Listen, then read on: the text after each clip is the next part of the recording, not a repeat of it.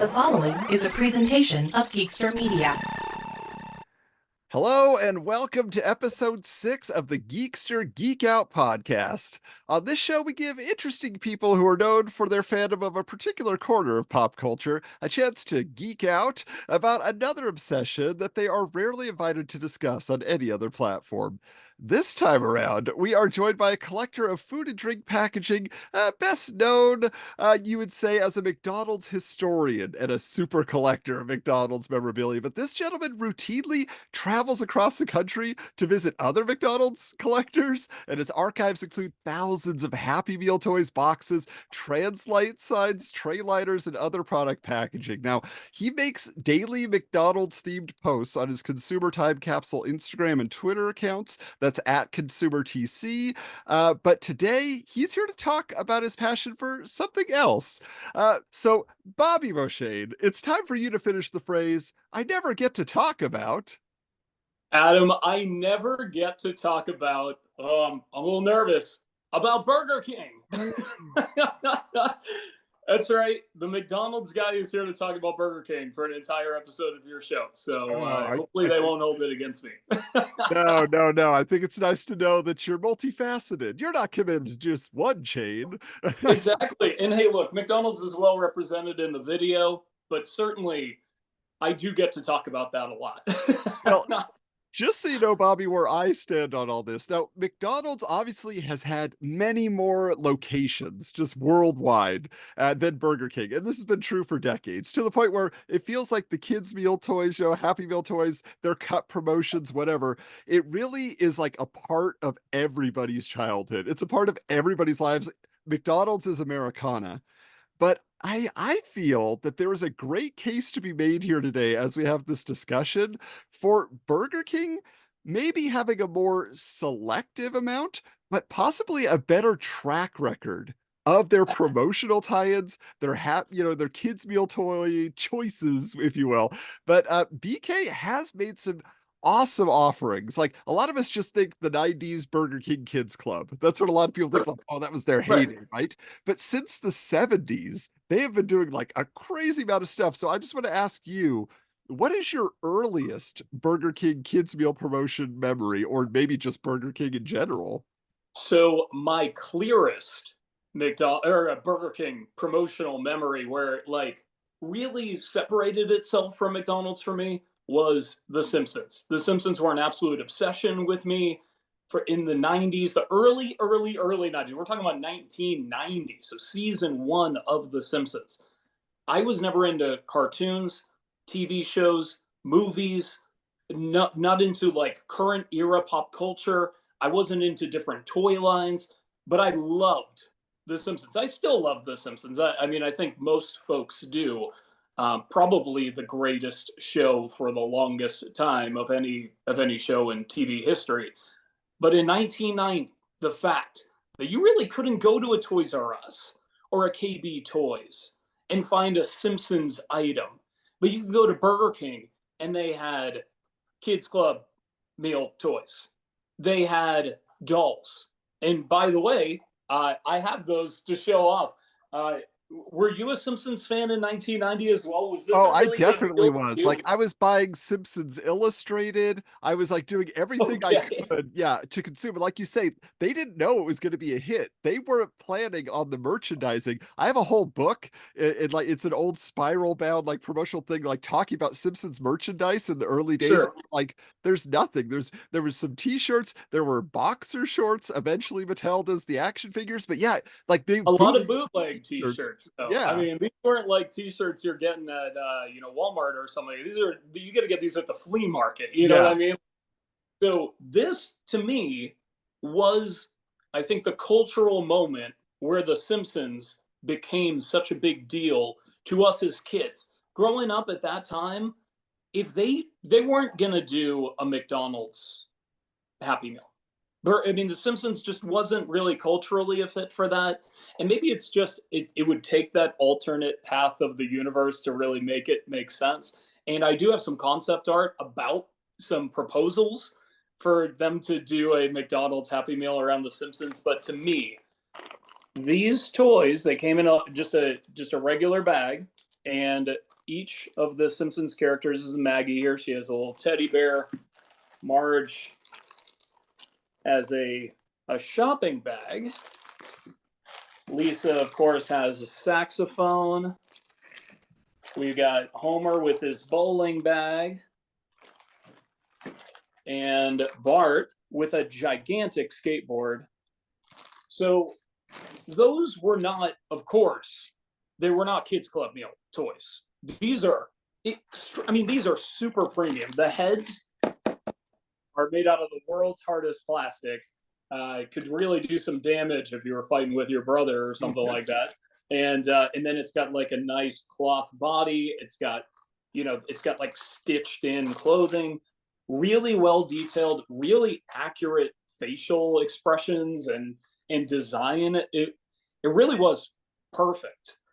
There was also, at the same time, let me see which one of these boxes I've got it in, but there was the Kids Club meal, because not everybody was going to be able to convince their parents to spend the $3 a piece or whatever it is to get the dolls.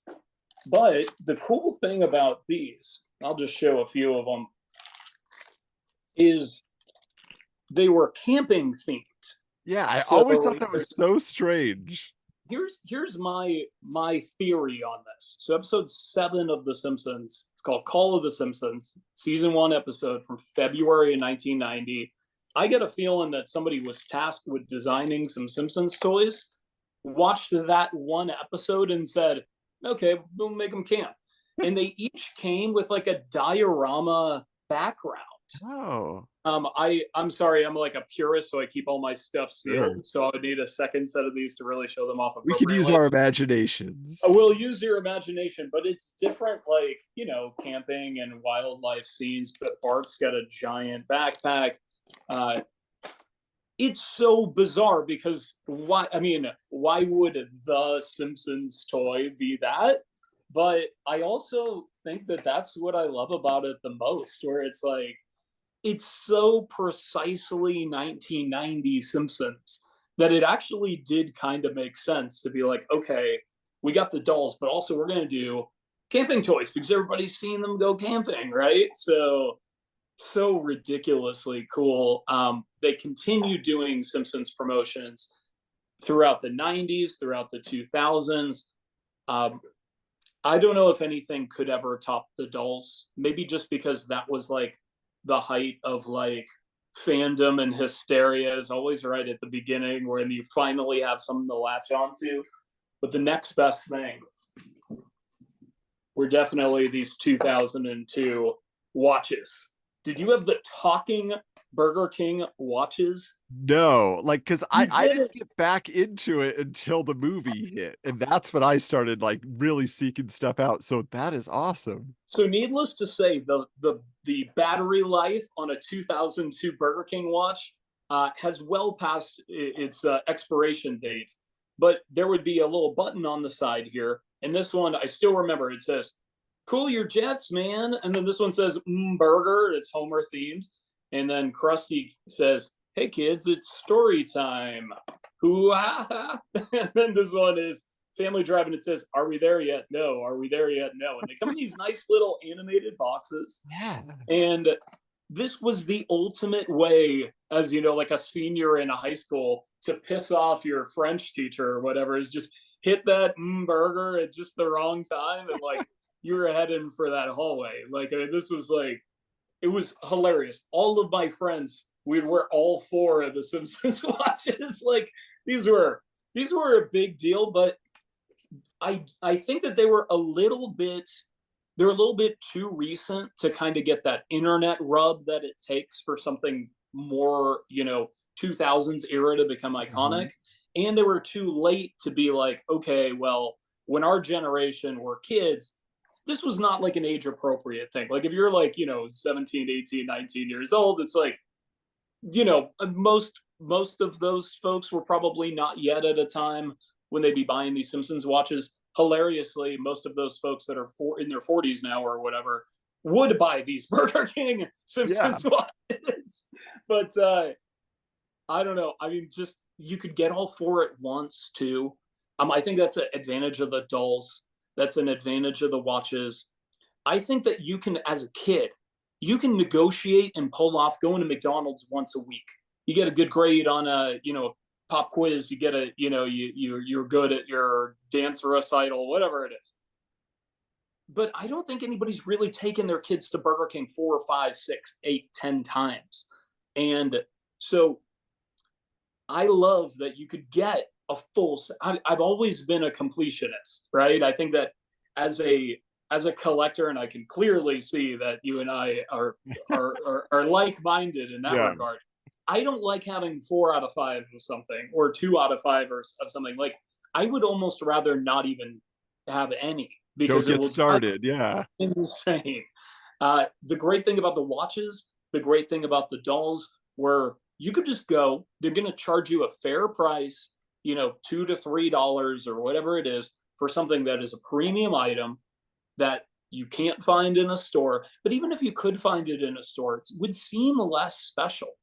Getting something cool at a restaurant, fast food place, it does add a little bit of appeal. Like, it's like, because you're getting, especially 1990, convincing your parents or a family member or whoever to take you.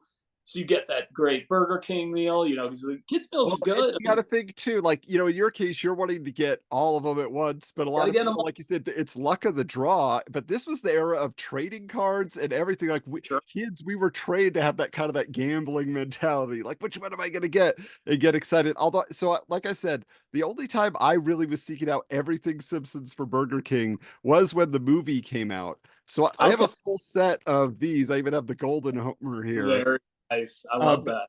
but I did have to open those because my kids have played with those endlessly. Like, the play value, even of those toys, they pushed until the batteries died. They were playing it just Oh, like the watch. They were doing it with the talking toys. So they had a now, ton on of the fun with movie that. toys, weren't there like 16 or 18 or something of There's those? so many. Yeah, Like, that's the thing. and that is like completely mind-boggling. And I just went to multiple Burger Kings every day, for like lunch and dinner for many days. I didn't ask to buy everything. I'm like, it's gonna be luck of the draw. We'll see. And I ended up not getting that many doubles, and that's what was crazy to me. It wasn't like I had a bunch left over. It was just like, oh, Yeah, I got the full set. Lucky me. Like very nice. it was satisfying in that. I want to tell you real quick, just when I look back to early Burger King, like my first actual Burger King memory, because I know you don't just do the toys. That's probably primarily what Oh, we're no, going to no, talk I about don't just today. do the toys, and I'm here to talk about some non-toy stuff for sure. But the late 80s pop art boxes that they had. So I remember like going with my brother-in-law, my brother and my sister, they're like 15, 17 years older than me. So they were like aunts and Yeah, uncles to me, and they would take me around when I was sure. younger. And I remember getting the old chicken tenders, at Oh Burger King. God. They had like that super peppery spice, and they were so delicious. And the box though was a woman doing like that pop art type of thing, and I was just like, what? I never saw it again. It was like for a couple That months. is a that is a very rare box that you're Yeah. talking to. Like, I mean, if there was a way, I'm looking to see. I actually have a wall of Pershing translates I'm looking at right now. I don't have any representation of that, but all of their finger foods, like their fish tenders and their chicken tenders and all that, they all got that kind of special, like pastel-y colored pop art packaging, and it is so cool. No, that's totally burnt in my memory as well. Yeah, Very, it's very. hard to forget that stuff. I will say, as far as the kids' meals go, now the first one that really, really got me excited, where it's like, I gotta have them all. It was I'm a comic book kid. I'm watching, Saturday morning cartoons, and what was I seeing? Superpowers. And Okay. this set of the superpowers Burger King cups. I actually saw somebody list this on eBay as a toothbrush holder, which I thought was hilarious. It makes sense. I mean, if you I don't mean, know it where it looks came the from. part. You But put all just the toothbrush in it. yeah, getting everybody here. And the weird thing finding out too that I had, and I don't have now, but I didn't ever connect it with the set years later, was there was an Aquaman, right? Like there was just like a green Aquaman figure that I think was like the under 3 toy, because it was supposed to be like a bath toy or something. It was just this little like figurine, and he's just like in a swimming pose. Do you know what I'm talking about? Huh. The funny thing is, like, the history of Burger King toys really is not very well documented. somebody's got to do what I do with McDonald's, but with Burger King. Yeah.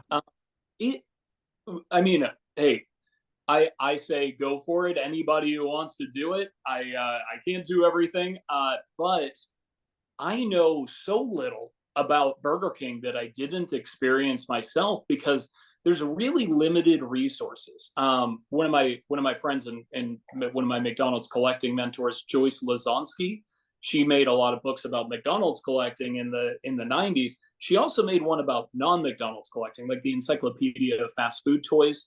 But she started in January 1990. There's no information about anything that predated 1990 Burger King that is anything but, some kind of unvetted source of like, Really? hazy memories from back in the day, or like piecing it together with, maybe a bagged, toy or something. Even like just finding just the boxes of the, like finding a Happy Meal box is pretty easy. Finding a Burger King Kids Club box is pretty difficult. And I know that those had boxes. I do actually have those. Yeah. And I didn't pull those out. We're both kind of surprising each other. Yeah. This is like totally on the Well, cuff. but it was like they did it for Thundercats. They did it for Silverhawks. I actually did. I remember getting Silverhawks like stickers and like the lenticular pin. Like they had these different things they released. Better yet, they did the Melmac Elf play sets, right? So like those boxes are awesome. Here's a criticism that I'll say about Burger King. We'll have a balanced conversation. Yeah. So in the 80s, they did a pretty good job of making a facsimile Happy Meal box, right? They made it a little bit longer, made it a little bit shorter, but the design work was great, the art was great. But when I think about a Burger King Kids Club meal in the 90s, I think about getting just a paper bag, like a waxy paper bag that's all wrinkled up, and it's just there's like Kidvid, Kidvid's on the bag, maybe if you're lucky. That's what I'm talking about. So I love the character work, and I did love the Burger King Kids. I was a card carrying member of the Burger King Kids Club, which in my opinion, if you are a large fast food institution and you're not doing that to this day, you are a complete idiot. Get the name and address of these kids, send them coupons, send them something for their birthday, send them little comic book magazines. I mean, just brilliant to do that. But when you get to that restaurant, there is something really special of that unveil. It's like Christmas morning.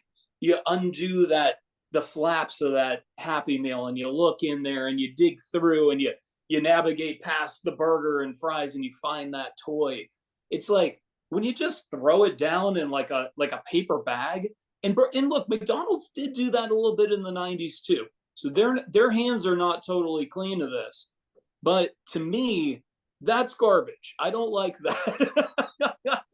So that's my first and perhaps the only criticism of I mean, that's what I said. Like with McDonald's, at the very least, it was a custom bag. Batman Returns. It has games. It has pictures on it. The Super Looney Tunes, same thing. The Burger King bags, in their defense, usually were customized as well. And I've got a stack about, I don't know, that tall of them, maybe 40 of them or 50 of them.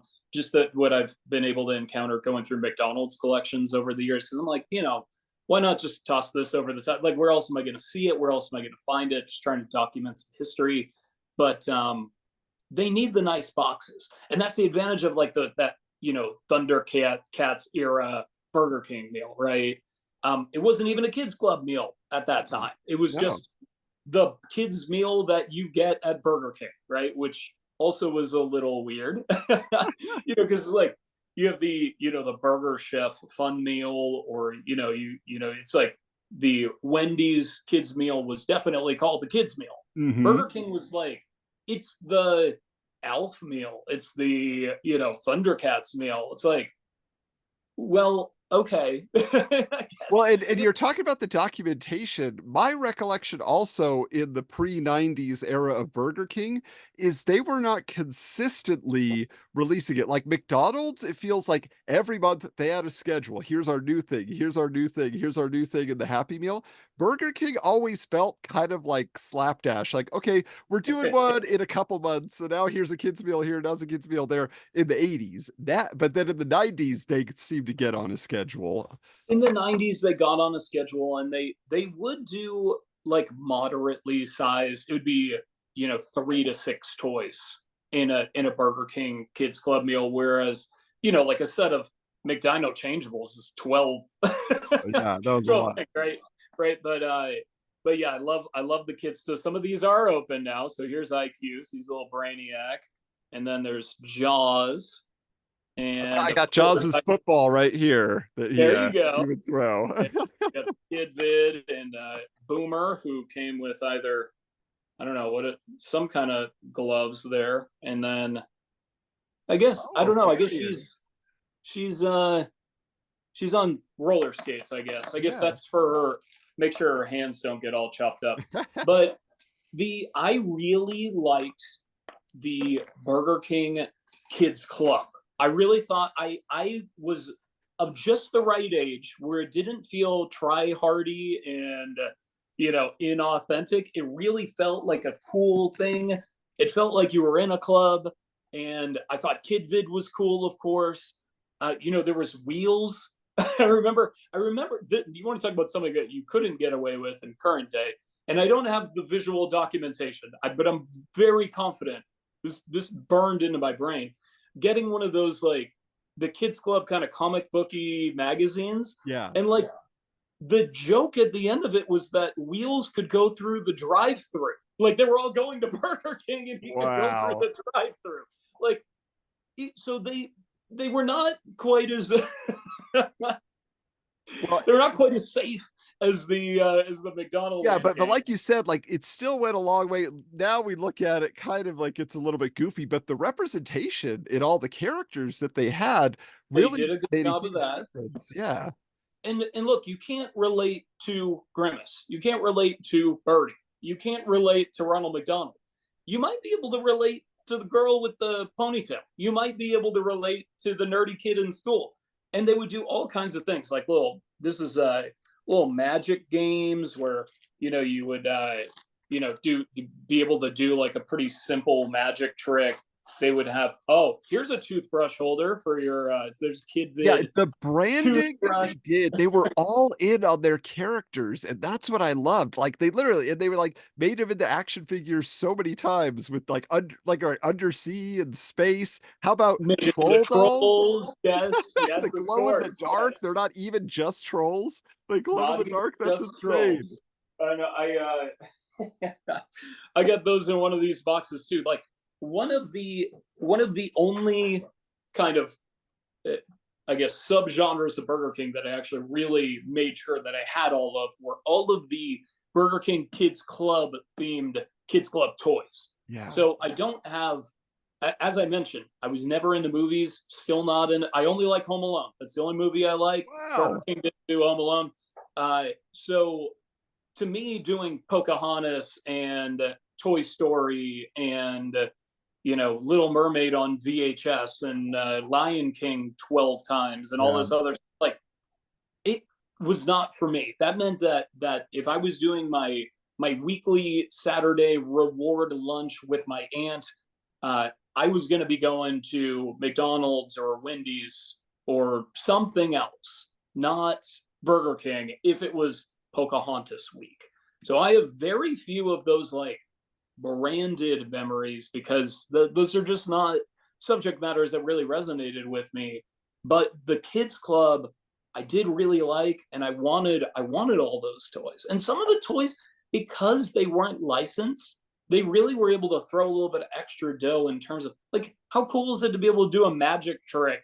Like the Kid Vid one has a remote control, and do you just kind of like get a remote control to play with? I don't know. That just seems really fun. Well, yeah, it is. I mean, that's what I'm saying. I love the creativity that they added, like the value, even though there was never an official cartoon. We got animated adventures through, the 30-second, TV spots, but that's it. But like, Sure. there's even stuff like this, like, like this was my wife's. She kept this all this years. Of course, it's Oh like yeah, semi-educational, but like it's got all these cards in there with the it does. characters in it. It's just like wild stuff. Pretty cool. I will say though, to me, the most iconic figures of Burger King, and I hope that you're following me on this one. It's got to be Herb. Do you know the "I'm Not Herb" campaign? I have heard, I remember it. Like you were supposed to go find this guy named Herb who would be at a random Burger King, possibly in your town, and then you would win, right? Yeah.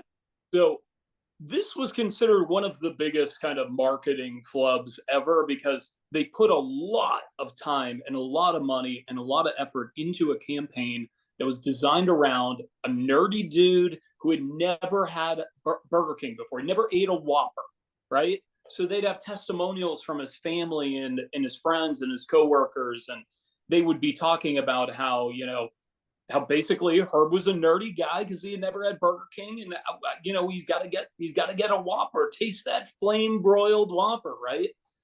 But they didn't show you what he looked like. So they did a campaign called "I'm Not Herb," right, where you would get a discounted price on your meal if you said, "Hey, I'm not Herb, like give me a Whopper," right? And so they would make bumper stickers and hats and especially shirts that would say phrases that are related to Herb. And I have 16 different t-shirts from that promotion that I could go through very quickly if you're interested. But on Super Bowl Sunday, 1986, so Super Bowl 20, which is like late January 1986, they announced if you find Herb, he'll hand you $5,000 and you'd be entered to win $1 million. And they finally showed you what he looked like.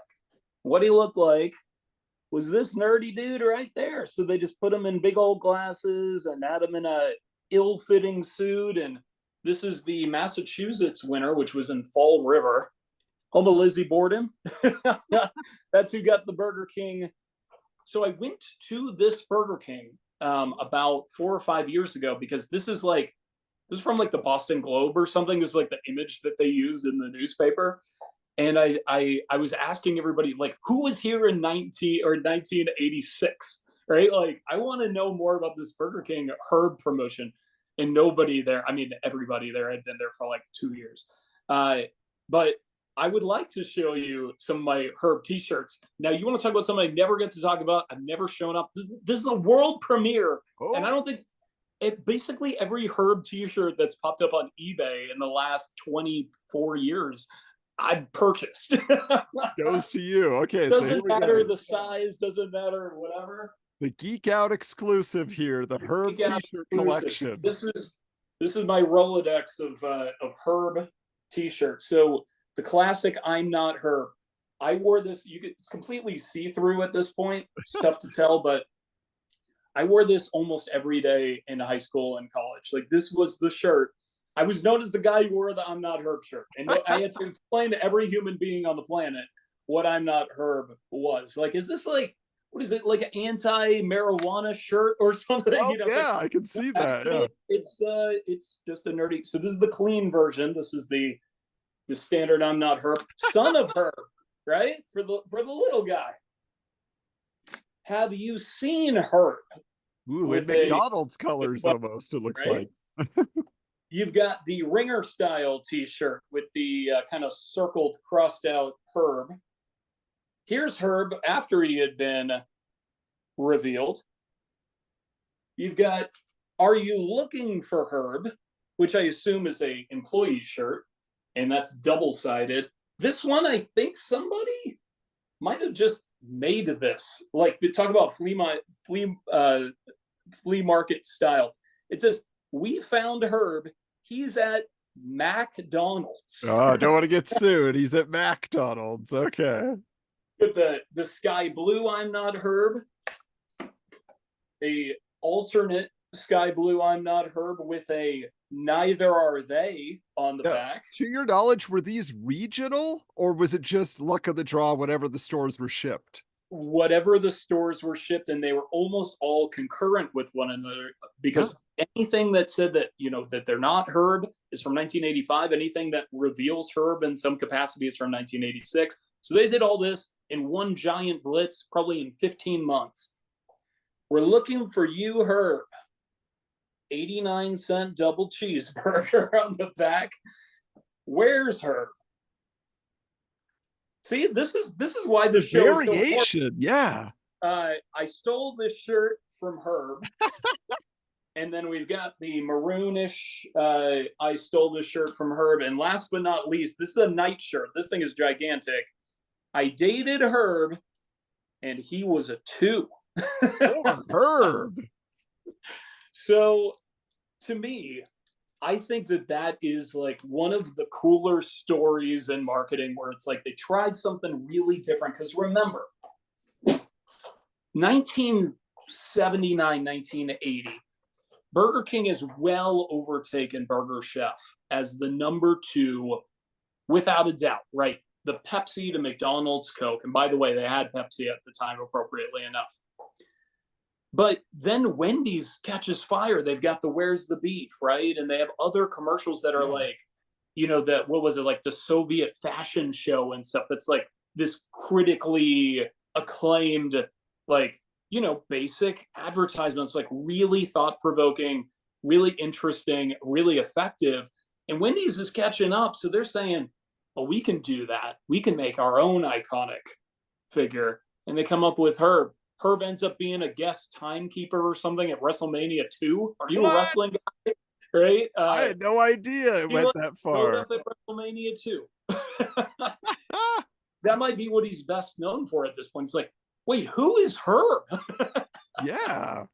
Oh, and so one thing I wanted to bring up too, that again, kind of an evolution for Burger King, because, you know, as much as like I would go as often as I could, try to convince my parents, like you're saying, to get a Happy Meal, to go to Burger King or whatever.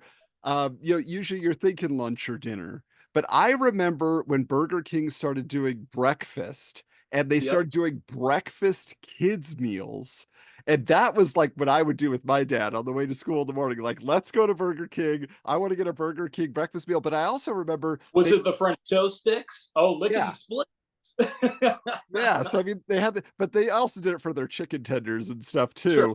But it was just so interesting when they did their you know, these weren't changeables, right? They weren't their food transforming, but they were still cool. They were pull back things, right, or whatever. But well, let's face it, with no changeables, there are no wacky rollers, you know, lickety splits, right? So they knew, hey, this is creating brand equity that you can't put a price on with the changeables, right? Like McDonald's is so strong that like kids will get excited about getting like a robot, and it's like, well, we can't do a robot. What else can we do? We can do a car, right?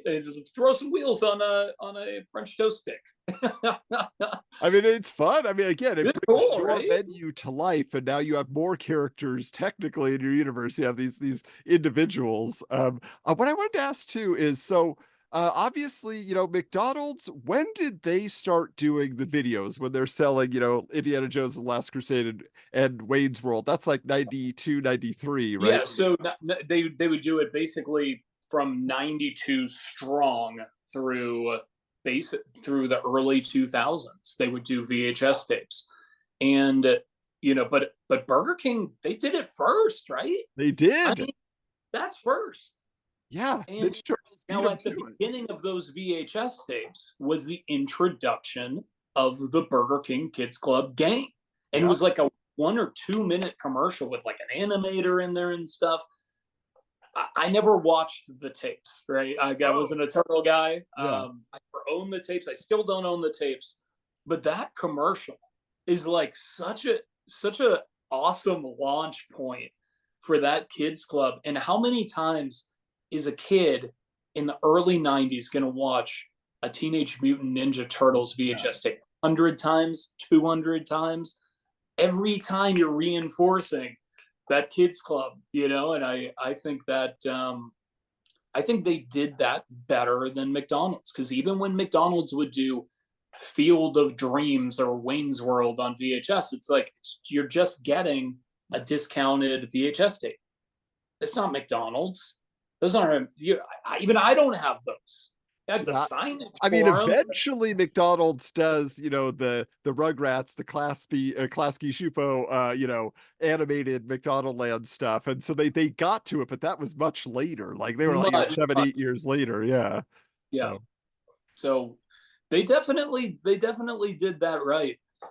We've mentioned a couple of times already, basically by accident, those chicken tenders. Can we just talk about how elite? I mean, probably some of the most flavorful, delicious menu items at any fast food place ever. Well established, pretty successful, but yet then they just change it and they change it and they change it. It's like if the kids were scared of a little pepper on their chicken nuggets, they could eat a hamburger or a cheeseburger. You know what I mean? It's like I just think that that was such a misstep for them to get rid of those. And I think that if they could figure out a way to precisely mimic what those were like, that would draw an entire generation back to Burger King at least once. And maybe that's a chance to get a new face on it, because Burger King really did fall off in like the 2010s. Like almost every Burger King location was just, it was dated, was gross. I don't know. Maybe this could be a regional thing. I'm down here in Texas. We don't have a lot of like sharp looking Burger Kings. You know what I mean? Like they're all a little dingy. well, And even in maybe my a good area here, lunch. I'm in Billings, Montana, and one just closed down that had a full play place, had everything. And I was just like, you guys are just out of business? Then we just have a tiny one that's on a main drag. And I was just like, that is wild. But there was one thing, my favorite Burger King menu item. Also curious to hear what yours is, but my favorite ever is the rodeo burger. And it's so uniquely Burger King to be able to have flame broiled burger with the sesame bun, onion rings on it, and their barbecue sauce there is great, by the way. Throw that barbecue sauce on top.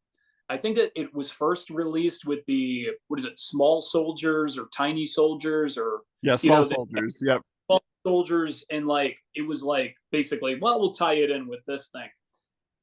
It's so good, and to this day, this is a little tip that I figured out the hard way myself. If you want to go and get a Whopper, like they used to send Whopper coupons in the mail every month. I don't know if they still do that. Buy one get one free. I'd go and order 2 Whoppers, completely plain, add onion rings, like fried onion rings, and barbecue sauce, and you get a rodeo style Whopper. I ate that at Burger King almost exclusively when they would do those coupons. It's like, but I guess maybe they out coupon themselves, because now I'm like, well, I'm not going to pay like $7 or $8 for a Whopper. I used to get them like 2 for $3.50. Yeah, people, it devalued their main item. It Yeah. did. What's your favorite thing to eat at Burger King ever? If you Oh, could eat okay. anything at Burger King. You know what's weird is so like I'm usually like a chicken guy, so I'll get their chicken sandwiches. And over the years, like they've obviously done promotional burgers, especially for Halloween, which are been like so good. Like those are amazing. Just the packaging, the promotion, the dyeing of the buns, just every element of that has been awesome. But I love when they do a spicy burger, because like, or you know, or a Oh, spicy chicken sandwich, whatever, like that's what I'm always in the mood for. So I will say recently they did a good job with the you know, Across the Spider-Verse promotion, you know, like that was great. the um bright red bun. Come on, right? it was amazing with the black Amazing. seeds. Yeah, like it was so cool. So you know, obviously kept my cup, kept my crown, got to be ready for next time Very around. nice. But I was there, they just did a spicy burger, and I'm trying to remember. I feel like it was tied into something, and now I can't remember what it was. It was because it was literally just like probably 6 months ago, I feel like. Oh, but it was so good. They were doing this spicy menu, so maybe it was just like a general thing. I can't remember the name. I think it was general. I didn't go. I didn't participate in that. I Yeah. do remember, probably 7 or 8 years back when they did the angriest Whopper, which was like, jalapenos and a special spicy sauce in the red bun. I wonder if that's the same as the one that they did, back for Yeah, that. I think it was just their Spider-Man. fiery menu. I think it was just their Yeah, fiery Whoppers, what they call it. But what's weird is the thing I really like there is their Oreo pie. Like, just their pie slices, you would think, oh, it's just generic. They probably just ship it in from some warehouse. But no, it's unique to them. And that stuff is really good. Like, as desserts go for fast food, like it looks so cheap. And you eat it, they and you're do just it. like, this is Sure. so rich. It is so delicious. And I'm not even a dessert guy, but I will Yeah, get that Oreo pie. I like that. I mean, that is like so uniquely Burger King. Like you get it out of that like Little little cardboard thing. Yeah. cardboard. It's just like that kind of like ceremonial element of it. But you also reference Halloween. I mean that black Halloween or Holloway one Yeah. Or burger. I mean, the Frankenstein burger. That was yeah, cool. they have done amazing jobs, and I always look forward to seeing what's next. Yeah, that one, that like the monster Whopper or whatever, they put like a chicken patty on it and a Whopper, and it's like got a green bun. But I don't know if they can ever do it better than that black Whopper. Like, Yeah. because it was like charcoal black. We're talking like the deepest. You would expect it to be like maybe a little bluish or something. No, like it was the darkest shade of black possible. And like just holding it, it just felt so wrong, but it tasted great. First off, a Whopper is pretty good. I mean, it Yeah. really is. It's like, especially if you're into toppings, like I like to top up a burger, and it's great. But like then you you just wouldn't have. It's the kind of thing that you always see happening in like Taiwan or something like that. Like, or it's like there's some random place that you're not gonna end up going, get something that's super freaking cool, and you're just like, well, I'll look at this one, heavily pixelated image from this one, like, Burger King dot Japan website or whatever. Like, we got it, and then they took it away abruptly. But at least most of us rushed there day one to get those, I Yeah, I was gonna think. say you do your best to get it when you can and all of that.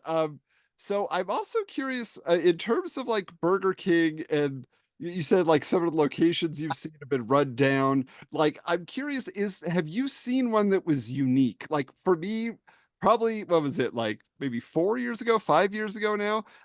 My family and I, we were living on the Navajo reservation in Arizona. My wife was working for Indian Health Services, so we were there, and we are driving along just the highway, nothing. We come upon this town inside the reservation that is like just a gas station and a Burger King. We go into the Burger King, kids need to stretch. There's a play place, there's a play place. We go in there. It is still fully branded with all the Burger King Kids Club characters. It has the cutouts attached to everything. So obviously it was built in like 1992, 93. Yeah. They just never updated it. And I was just like, I can't believe it. There was one of those still standing, outside of Austin, here in Texas, and it was the exact thing that you're describing, like those big old, just like, like the sides of the play place where the decor was kids club themed. So all the different kids club members, the Yeah. dog, everybody, they were all depicted there. But it's like, I think that maybe COVID took that down, and they like maybe either uninstalled it or like basically it's just like a tarped off. Honestly, I can't remember the last time that I've seen a Burger King that was like nice. Like, I mean, it's like it just seems like after a while, like there are locations of almost every restaurant where it's like, okay, this is not the best example of like the foot that this particular institution would want to put forward. But with Burger King, like I feel like it's almost a part of their identity. Like they need to work on that. but I have noticed a few like close down and get fully remodeled lately. So I'm wondering if maybe there'll be some kind of like a Burger King or Renaissance period, but I don't see any evidence of that on a Well, wider scale for a quite yet. while, like they did rebrand, they kind of changed their logo for a while, but a lot of I've been seeing certain locations just, across different states when I'm traveling that like I've noticed they have had the remodels, but they're remodeling back to the old style logo and like the Yes, cups and everything. I remember when they did the throwback cups and all that, and sure. then even like with Stranger Things Yep. specifically is when they were doing that. I was just like, oh, it's all 80s again, but like they're grabbing on to their history. Yeah, I mean the fact that the logo reverted back and like all of the font is like very, like it's like brown lettering of like, like very like 70s kind of font styling. Maybe that's their way of kind of acknowledging like, look, Burger King used to be pretty good. I remember driving by a Burger King that was like diagonally across the street from my childhood grocery store every Friday night. Me and my folks would go grocery shopping for the week. And driving by Burger King was like intoxicating. You could smell the Whopper. It was like going to a backyard barbecue, but it was like a distinctly Burger King scent. And now it's like, I don't know. Are they even flame broiling their burgers anymore? Or are they just coloring that up? You got to take a peek behind the counter when you're there I next think time. Like, have I so. seen any flames flying up? Yeah, because like you go to El Pollo Loco, people who know that chain, you see like the giant grill just covered in chicken. Where's our giant grill covered in burgers? But like, do you remember that about driving past a Burger King, passing past like it's like passing by a barbecue restaurant. Like you smelled the flame, you smelled the smoke just billowing out of the building because they were making so many Whoppers and it just smelled so good. I mean, that has to be there has to be some kind of like olfactory connection where your like brain is pre-wired to be like, okay, I'm gonna go to Burger King. Like I can pass this place once or like maybe 10 times, but 11 times I gotta go to Burger King now. Yeah, it's like you can only hold off so much. I want to share one more promotion that was a big deal to me. Because again, like I said, I'm a comic book guy, and when Spider-Man 3 came out, I like they did a huge promotion. Obviously, the first two movies had been a big deal, big box office blockbusters in a major way. And so I was all hyped and I saw what they were doing and I couldn't get enough. Okay. So like I went in there and I saved everything. Like I have my bags, okay? Very nice. Okay. All right. It was a whole giveaway deal. So like on there they had these little tabs that you could pull on on your item that you ordered your cup or whatever, Sure. and you would see if you won something from them. So anyway, there were so many different styles and sizes here. But then I also got the kids meal, which was out of control. Look how many toys they were offering here, how many Yeah, that's a variations. pretty ambitious toy line. But look, I love that they're all depicted, so you could kind of point out like, hey, I want this one. I love that, and Yeah, I mean, those they look pretty let you cool. know what was available, like not Yeah, just in the indoor store display. So you're in the car, you're looking at it. So like I that was another one like The Simpsons where I just went constantly to buy as many as I could. I had a Burger King right by my house at the time. So I was in there yeah. all the time. Here's the little kids meal, leaflet. You can have Wow, they Black still Costume do Spider-Man. Burger King Adventures Yes. magazine. That might be the longest running magazine besides like Time.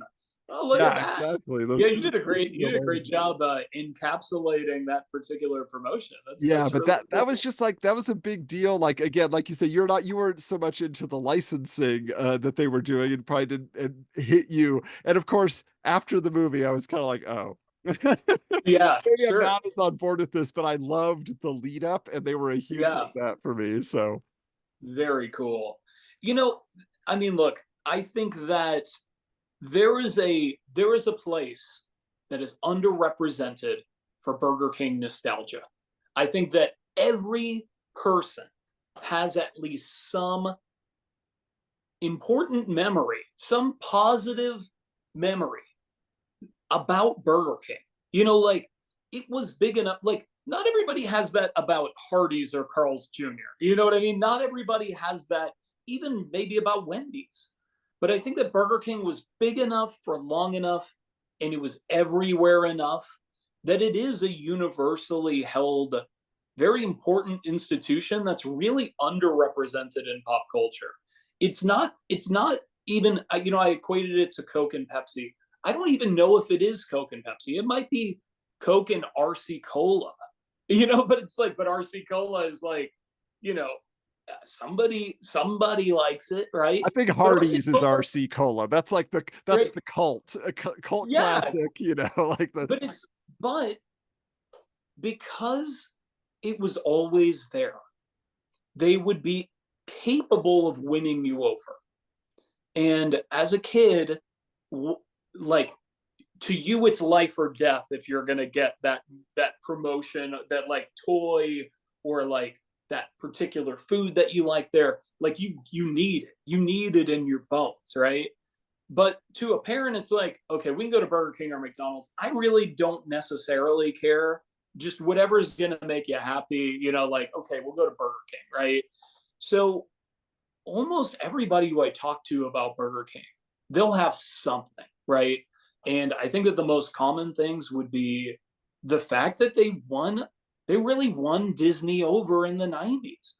They were the Disney place to get affordable toys and glasses and, you know, holiday promotions. They really did that well. And Disney is about as big of a cultural institution as you could possibly imagine. And Burger King was the way to access it. Like Burger King was important in that regard. And like you do kind of inherently cheer for the little guy, right? It's not that fun to root for the Yankees. You know, it's like, you know, people do it, right? But I think most people, they like the underdog story, and it's like, okay, I want to try this at Burger King. I want to try this new thing at Burger King. I want to try that Halloween Whopper. I want to try, I want to get this for my kids. Or if you're the kid, I want to get that toy. Like, forget about what McDonald's is doing. And I just wish there were more resources to be able to hear about this stuff and see it. And like I wish that there was a community of collectors. I'm so lucky that I have this giant network of McDonald's collectors. You know, some of them are in their 80s and they're still passionate and knowledgeable about McDonald's. And they can pass down that knowledge and that passion, and they have the stories and they have the connection. But it's like with Burger King, it's like I think that culturally we have the I think we have the thirst for it. I think like just us here talking about it, like we have a lot of the same memories and we have a lot of completely different memories, and we love it all. Like Burger King needs something or someone. So hopefully this will be a call to action, or like maybe this exists, and like if they want somebody else on the bench, like call us. Like I want to know what's out there. I want to see what's out there. You know, I'd say what I'm probably best known in McDonald's collecting for is translate signs. You can see a bunch of them behind me right now. To be able to find like hundreds of Burger King translate signs, that would be like the archaeological dig of the century. Like they're so hard to come by. Burger King history is just poorly, you know, you can learn about Insta Burger King and like the grilling methodology that they used and different corporate strategies, and Pillsbury owning them and then different conglomerates owning them and them going public and private and public and private. You can learn about that stuff. But these like cultural things are really a blind spot. You know, you would think that you could find just about anything on the internet, but there are many things with Burger King, even as the second biggest fast food place in the country, that you can't see. I mean, look at those Herb shirts. Out of those 16, if you Googled it right now, you might see 3. It's like they're just missing history, and that hurts. Like, I hate that. Yeah, I mean, Like, it seems I like, hate yeah, at this point, we need to all, so at least Burger King themselves needs to get the kids club back up and running. get it Get us on the back mailing and list, run get it. us in touch with each other, like so we can have that community building and growing. Get your Burger King Kids Club Clubhouse social media site that we all get our handles. We get to come in together and we get to share our memories and our collectibles. Adam, that is the best idea ever, because what McDonald's is doing by connecting 40 somethings with their childhood right now and how effectively they're capturing that, Burger King could do the same by just doing it online kids club where you print out your little card or whatever, and there's like, It'd be a so big much. kids meal, but not the big kids meal from the early Well, and 2000s. they've done that thing for years where you can be like Simpsonified, right? Like where you get turned into a Simpsons character. Imagine getting turned into an animated 90s member of the kids club, and that's on your ID card, your digital ID card, even. Like, but that's the thing. I feel like if Burger King could promote their kids' meals again, which they don't. Like they put up big posters for their cool burgers and the things they're doing here and there. But like, for example, recently they did this Looney Tunes, DC Comics mashup set, which, That's just like the Super Looney Tunes, uh, but it's yeah, licensed. which is my favorite McDonald's promotion ever was the Super Looney Oh, Tunes. And I have the display, with them inside yeah, the plastic. of I have the course. translate. I have all that stuff. And then I just randomly came across this and saw that they were being offered, and it was like the end of the This is promotion how already. recently? Oh yeah, yeah. This is like in the last 6 months. Like What? it's so, yeah, and it was not promoted at all. Yeah. This is the first I'm seeing or hearing about it. I would have gladly posted about that. That is extremely cool. Yeah, and I Uh, wrote about it for Geekster.com, like, because I just put that together. Like, it was just, we I gotta gotta let get on people know this Geekster.com existed. game. Yeah, so that, and I bought the full set. I'm good to go there, and my kid, again, he loves playing with my old ones and the new ones. We have Sure. crossovers, the different mashup Looney Tunes superheroes. So yeah, so like if they could just get the word out somehow, because most of it is people our age who are actually going to go in and buy those things. But you got to spread the word, and I never see it. Like I follow Burger King, and I feel like they're not Yeah. telling me on social media that I need to be on board for this stuff. It's funny. Like, one of the criticisms that I have of McDonald's is like they don't really seem too engaged with like their own kind of collecting, or like, like, I mean, I'm maybe the most public McDonald's collector, but it's like it's really tough for me to do that all the time and really just have no acknowledgement and no support. I mean, I did get a collectors club meal, like glass set sent to me Mhm. by Oh. one of the guys in McDonald's social media, but like until then, my my existence at all just had not even been acknowledged. But it's like if Burger King really embraced, even just a small tight knit community of folks that like would post about things, Burger King things nostalgically, I think that could get the ball rolling. Like they could do this in a grassroots way that I think could be unique, because really, what difference is a dude like me going to make to McDonald's? No matter what I do, no matter what I say, it means nothing. I could inspire 1,000 people to go out and get something, and they wouldn't even notice. That would be 0.000000001% of their business, right? Yeah. So, but Burger King, it just feels like they're the underdog, and like they could really embrace that. And you need somebody publicly to be able to promote stuff like, hey, you remember the Super Looney Tunes? They're doing it, but now they got a license. Now it is Batman. It's not like, whatever, Daffy Duck or whatever, like, in a bootleg. Well, it's true. And the thing is, like, yeah, bring back Herb. Let's get the Herb, son of Herb. You have So, the shirt. so I do have a sad piece of news about Herb. Oh, About 2 or 3 years ago, the actor that portrayed Herb did pass away, and I really wish I had made a better effort to reach out to him, because I'm sure it would have meant a lot to hear that somebody actually really was fanatical about that yeah. particular insane. And I wish I would have taken that chance. It's a learning lesson for me in life. Like, and I think it should be for you as a collector and anybody. It's like, if there's somebody who's like kind of obscure, that doesn't have a line of 50 people at their autograph signing or something, that's just living a normal life, but they're represented in something in your collection in some way, just even to let them know that had meaning to you, I think is important. So we can learn something from Herb. It may not be to go out and buy a Whopper, but it definitely should be that, like, these figures don't last forever. Like, because I'm sure Herb would love, God, could you imagine a guy who had like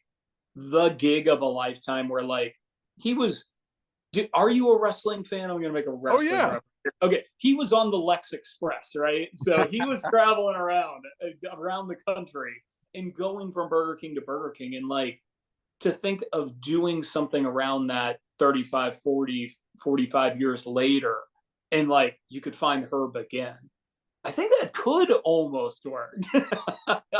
Well, especially with social media now, everybody would be on the hunt. It's like Pokemon Go, but you're trying to find Herb, and like maybe a crowd appears if you have the app. We gotta contact the marketing department at Burger King right now, Bobby. Come on. Herb is the original Pokemon Go. I love that. That is. But this has been fun. I'm so glad that you reached out and you brought this to us and that we could talk Burger King for an hour here and really get into the weeds on what they were offering and what makes them special. Like you said, the underdog who always is trying a little bit harder, always trying something a little bit different, and they really are unique. We just need to hear about it, and we want to hear about it. But especially as we post this here on YouTube, we want to hear from all of you. Tell us, okay? Leave comments below some of your favorite Burger King memories. Tell us even the most obscure one that you remember, some regional promotion. Let's see what we can do to start building the buzz, and maybe that club will just come together naturally. Who knows? But Bobby, we've I'll talked be patrolling those comments. I'm going to make sure that I'm there. So I'm looking forward to see what everybody else has to say. Absolutely. So in the meantime, if people want to see what you're saying though about McDonald's, maybe a Burger King will creep in here and there. But tell us about your sites and your social media presence there. Sure. Well, my nom de plume is Consumer Time Capsule. So you can find me most actively on Instagram at ConsumerTC and Twitter also at ConsumerTC. I do have a YouTube that's not particularly active, but if you've ever seen like the Crystal Pepsi employee training tape, that was me who did that. Lots of commercials and food reviews and stuff that I don't really actively do too much anymore. Or you can find me in the comments. I would actually much rather boost what Adam's doing. As Adam mentioned, I think that this is an important detail. This may be is this the only episode where somebody said, I love the concept and I want to do it. Let me out of these chains. I don't want to just be on shows talking about McDonald's for the rest of my life. I do love McDonald's. I'll always love it. It'll always have the number one place in my heart. But I reached out to Adam because Jason had been on the show and Chad had been on the show and Sean had been on the show. And I'm like, I want to do this. I want to talk about Burger King. And I hope that you'll have me back at some point, Adam, because Lord knows between, cereal and soda cans and Pringles and, anything. I could talk about any number of different subjects for well over an hour with you anytime. I wish you the best on the show, and I can't wait to see what you come up with next. I'll be staying tuned. So follow Adam, and if you want to follow me, Consumer TC, Instagram and Twitter. Excellent. Daily McDonald's posts. I guess I should say that. Yeah, if that's what you're looking for, the daily all McDonald's from my nostalgia. Personal collection. No copying and pasting stuff from Google Images and all that stuff.